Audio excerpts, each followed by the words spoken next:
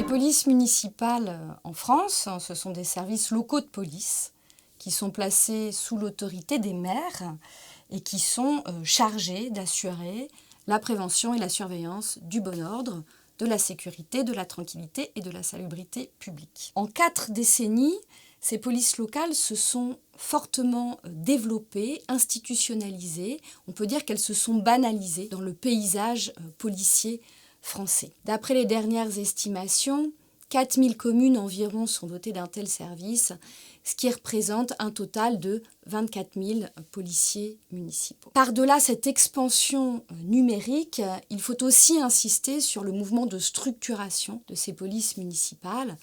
Plusieurs textes législatifs et réglementaires sont venus encadrer leur développement, accroître leur pouvoir et consolider leur statut. Aujourd'hui, jusqu'au plus haut sommet de l'État, les polices municipales sont reconnues comme constituant la 3e force de sécurité du pays. Concernant les travaux de recherche sur les polices municipales, on peut retenir 3 grands points. Premièrement, le développement de ces polices locales est significatif d'un investissement, d'une mobilisation accrue des villes, des pouvoirs locaux dans le champ de la sécurité quotidienne, avec souvent d'ailleurs chez les élus locaux le sentiment d'avoir à compenser quelque chose en ce domaine précis de la tranquillité et de la sécurité publique, le sentiment d'avoir à compenser ce que ces élus perçoivent comme, sinon un désengagement, du moins des carences de la part des services de l'État. Face à ce constat particulièrement consensuel dans le monde des collectivités locales, tous les élus locaux n'adoptent cependant pas les mêmes postures, n'ont pas les mêmes politiques ni les mêmes réponses, et cela transparaît très nettement s'agissant de l'emploi des polices municipales. Ce qui m'amène au second point, les polices municipales recouvrent des réalités très diverses, très hétérogènes.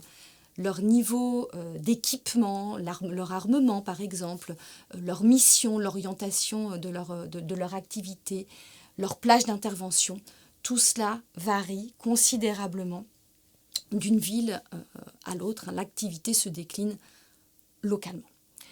De fortes différences, pour autant, 3e point à mettre en évidence, d'un point de vue global, on constate une inflexion sécuritaire assez marquée. Je veux dire par là que, à mesure que les polices municipales montent en puissance, à mesure qu'elles se voient confier de nouvelles prérogatives, elles tendent à se concentrer davantage sur les missions d'interpellation, de verbalisation, les opérations de contrôle. Il y a des glissements patents, on pourrait même dire un basculement vers un modèle plus interventionniste et plus répressif, ce qui a bien sûr des incidences sur la nature des relations avec le public.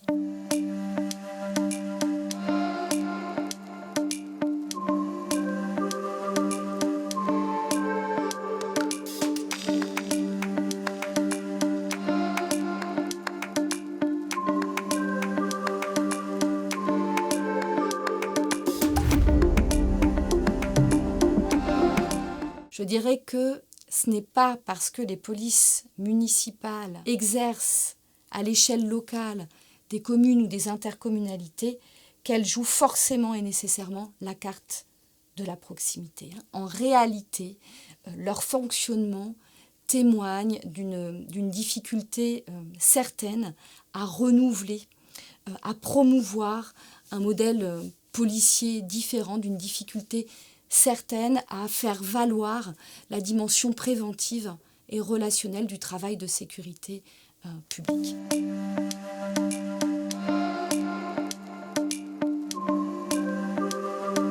On pourrait pourtant considérer que la gestion décentralisée des enjeux de sécurité à l'échelle locale permet une meilleure prise en compte des besoins locaux. Mais dans ce domaine d'action, classiquement, en tout cas supposément régalien qu'est la sécurité, eh bien les modes de gouvernement restent vraiment très, très institutionnels et, sauf rares exceptions, les citoyens, la population dans sa diversité, ne sont pas directement associés à la conduite des politiques menées. Pourtant, la question de savoir quel rôle les polices municipales ont à jouer localement, à quoi elles servent concrètement.